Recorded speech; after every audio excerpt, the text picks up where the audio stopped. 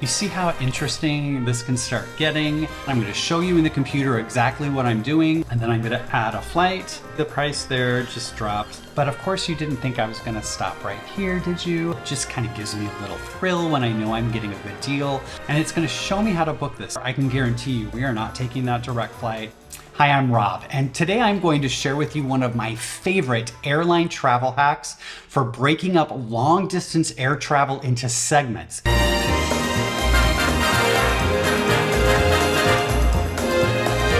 Which can make your travel way more comfortable, can give you a much more interesting itinerary, and amazingly enough, can sometimes even work out to be cheaper.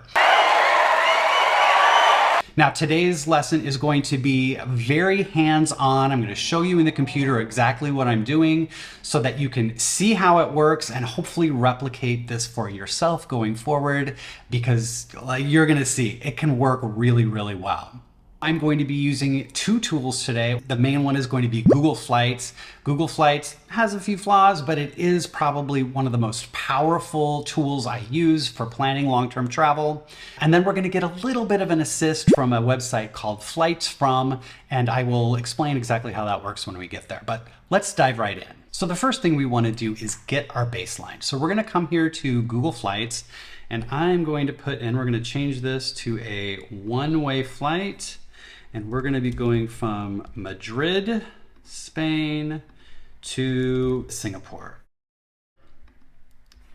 For a date, I am looking at the end of July. A great thing about Google Flights is that it will show you a cost calendar. And so you can kind of look around and see if there's any days that are cheapest to fly. I'm going to choose July the 23rd here. I mean, it looks like the flights are all the same pretty much anyway. And then we're going to go to search. So here you can see we have a couple of examples in the $600 range. The cheapest one is $635. This is on China Eastern, and oh geez, 34 hours. So that is a long flight. We've got a long layover here in Shanghai. Or for $681, we can cut that time in half. And then we have a 2-hour layover in Doha in Qatar. Generally, I am a budget traveler. I like looking for the cheapest fare possible. It just kind of gives me a little thrill when I know I'm getting a good deal. But I also believe that time is money and my comfort is worth something. And so if I was gonna fly direct from Madrid to Singapore, this is probably the flight that I would choose. So we're gonna mark that down, $681, that is our baseline.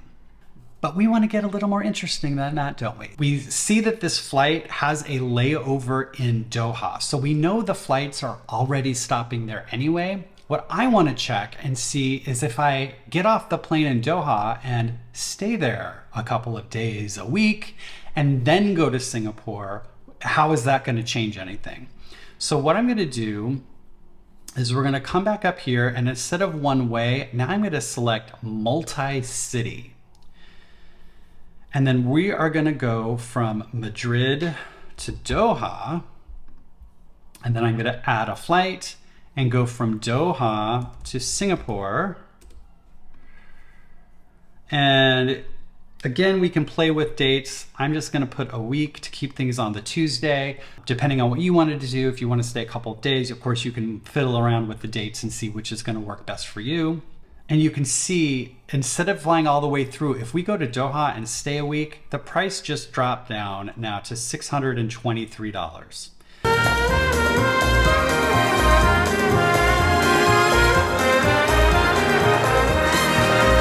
That is with a layover in, that's in Istanbul. I'm going to take a note of that. But there is a nonstop one for $683. So $683 is the same price as it was going all the way through.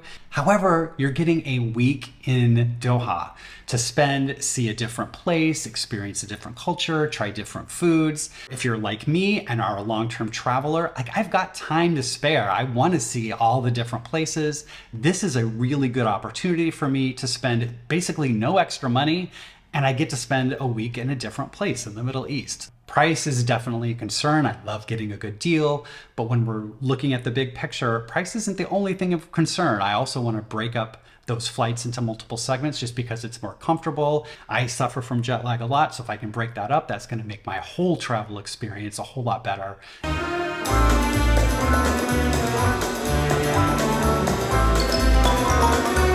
So if you wanted to stop here, you could. We've got some great options. We could fly the entire way, but for the same price, you could stop in Doha. I put in a week. You could play with those dates. Maybe you want to stay 2 weeks, or maybe you want to stay a month. Either way, that's going to be a lot more comfortable and, in my opinion, a lot more interesting to have a better itinerary and get some good traveling in on your way to Singapore. However, of course, you don't think I'm going to stop here, right? We can just start randomly putting different cities in here to see if there's another place besides Doha to stop. Like, just off the top of my head, we can put in Abu Dhabi, which is right in the same area. And oh, look, that one's $592. If you are going a long distance, you're traversing multiple continents or different regions, that's when this trick will really start to pay off, because it can take advantage of some of the smaller regional airlines that might serve some of those routes but aren't going to take you the entire way. So what I'm going to do now is I'm going to come to a website. This is called Flights From. And what this website does is it shows you all of the flight routes from a particular airport. And there's two ways we can do this. So I can go here and go to Madrid. And if I click here to look at the map, this is going to show me all of the places that I can fly direct or fairly direct from Madrid. And so what this does is it starts to give me some ideas here. Like, I don't want to go to any of these places in Europe, but you can start to see, you know, there's flights to Turkey here, there's flights down to Egypt or Saudi Arabia or those ones in the Middle East. There's multiple options, and you can kind of look at this to see where you want to go. The other possibility we could do here is type in Singapore and kind of reverse engineer from Singapore, and we can kind of see where do flights come to Singapore from. And we can see there's quite a lot of them in India. I find that very interesting. There are, again, the Middle East. Is this Addis Ababa probably? Yep. And again, up in Turkey. So this just gives us a couple of things that we want to maybe search for to see if we can find even better places to have our stopover in. So let's come back to our search here and let's try, let's try Istanbul. So you can see the price there just dropped down to $512, $535 for a non-stop flight. Let's try, well, what else did we see? We saw Addis Ababa in there, in Ethiopia. Oh, yeah, that's probably too much of a region hop, so that's not a good deal. Let's try Cairo. $431. Non-stop flight there. That's amazing. So we're already down $250 just by stopping in Cairo instead of flying direct all the way to Singapore. But of course you didn't think I was going to stop right here, did you? Of course I'm going to make this a little more complicated because I'm very intrigued by those stops in India. Well, I could come up here and let's just say we want to go to New Delhi. And if we flew from Madrid to New Delhi, $705, like that's not terrible. You know, a teensy bit more expensive, but if you really wanted to go to India, this could be a great way to do it on the way. But I'm gonna get a little bit more clever and hacky, and we're gonna add a third segment. So let's say we go from Madrid to Istanbul, Istanbul to New Delhi, and then New Delhi to Singapore. Let's see, that made that a Saturday. I'm just gonna, for consistency, make that the Tuesday. $482. You see how interesting this can start getting as you make it a little bit more complicated. But again, we're switching regions. Let's try Cairo. $415. It gets even better going from there. And of course, you can start playing around with this. Maybe instead of New Delhi, you want to go to Mumbai. $391. Like, that is just amazing to me. So we can fly the whole way and get there for $680, or for $391, we can fly to Egypt, we can fly to India, spend 2 weeks or more in those places, and then get to Singapore, and we've just saved hundreds of dollars. To me, this is an amazing hack. But instead of Cairo, let's say you wanted to go to Tbilisi in Georgia. And that price is now $546. So it's not as cheap as going to Egypt, but if you didn't want to go to Egypt and you really wanted to go to Georgia, this might be a really good option for you. And just start playing around with different cities, with different dates. Another thing that you can look at is open jaw tickets. And what I mean by that is that on one of these segments, you're gonna fly into one city, but out of a different city. So let's say, we're gonna fly into Mumbai, but then we're gonna take a little tour and we wanna get up and see the Taj Mahal. And so we're gonna leave from New Delhi. So we fly into Mumbai, but we're gonna leave from New Delhi, $563. So the price doesn't really change that much, but now once you get to India, you don't have to backtrack. You can just find that flight from New Delhi. This can be a really powerful tool to help you kind of explore the world and just brainstorm different options. And I just get to play until I find the one that really inspires me and says, this is the one that I want to do. So I'm going to take you to this itinerary. So here you can see it says it's $415. So I can click through, all of these options and say, yes, these are the options that are gonna work for me. And then I come down here and hit continue. And it's gonna show me how to book this. Now, this is what I really like, is that this is giving us tickets on 3 different airlines.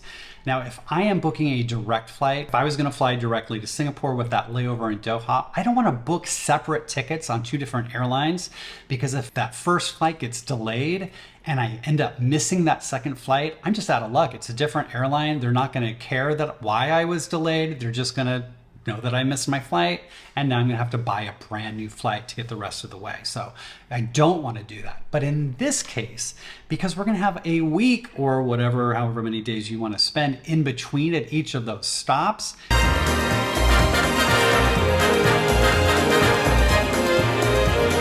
this is perfectly fine. And in fact, this is really how you're probably gonna find the best deals, because we're using those little regional airlines. So you can see this first flight is on Iberia, the second one is on Flyness, the third is on Indigo.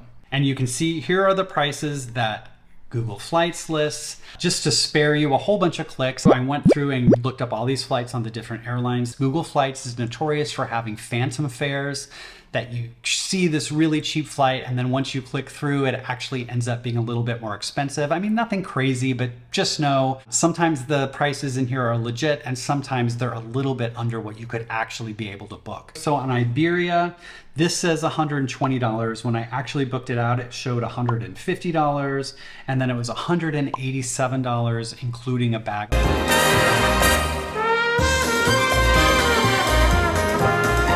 On Flyness, the flight came out to $210, so much more expensive than what it said here. And with bags, it was $241. And on Indigo, this price was actually pretty correct, $154, and that includes the 2 bags. So that was go Indigo. I like that airline. And then if you compare that to our original flight from Madrid all the way to Singapore, which was $684, we are still saving $100 off this much more interesting itinerary, this much more comfortable itinerary, this itinerary that's going to give you much better stories and adventures to have along the way. Now, yes, you're going to have hotels, you're going to have food, you're going to have, taxis to and from the airport. There are going to be other costs, but for a long-term traveler, I'm going to pay those costs anyway.